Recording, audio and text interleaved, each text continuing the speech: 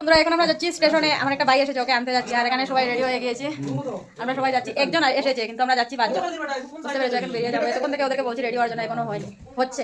এখন বেরিয়ে যাবো আর আমি এভাবে চলে যাচ্ছি। আমি আর ঘুরে এসে ড্রেসটা চেঞ্জ করে নিই, আগের ভিডিওতে পেয়ে যাবে তোমরা। আর এখন এভাবে চলে যাবো। রান্না বান্না করলাম, খাওয়া দাওয়া হয়নি এখনো, একটু পরে খাওয়া দাওয়া হবে ও আসার পরে। যাই চলো।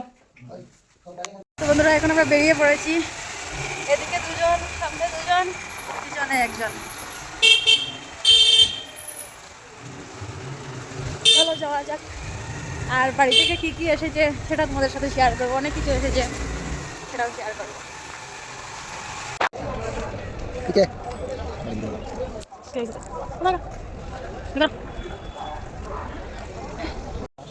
তারপর দেখো আমরা স্টেশনে এসে পৌঁছেও গিয়েছি। আর আমি আমার বরকে বলছিলাম স্টেশনে এসে আমারও মনে হচ্ছে যে আমরাও বাড়িতে যাচ্ছি, কিন্তু আগের বার ট্রেনেই বাড়িতে গিয়েছিলাম তাই এরকম মনে হচ্ছিল।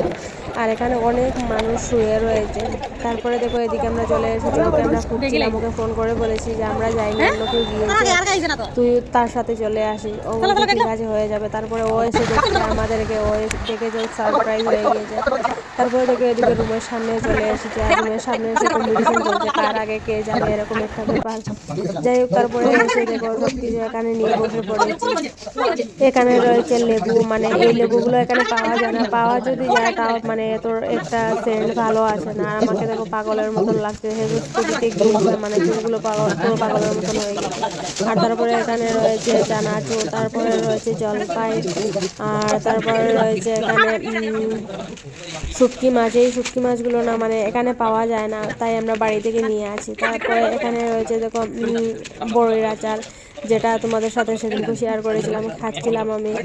আর এখানে দেখো কি প্যাকেটে করে এসেছে, মানে এই প্যাকেটে করে দিলে ভালোভাবে মানে লেগে যাবে, মানে এটা দুটো গাম লাগানো থাকে, তাই এটাতে দিয়ে দিয়েছি ফ্লিপকার্টের একটা প্যাকেটে। তারপরে এখানে জলপাই রয়েছে, তারপরে আরও কি জানি একটা রয়েছিল। আর এখানে রয়েছে তেঁতুলের আচার, তেঁতুলের আচারটা আমার কাকুমনি দিয়েছিল।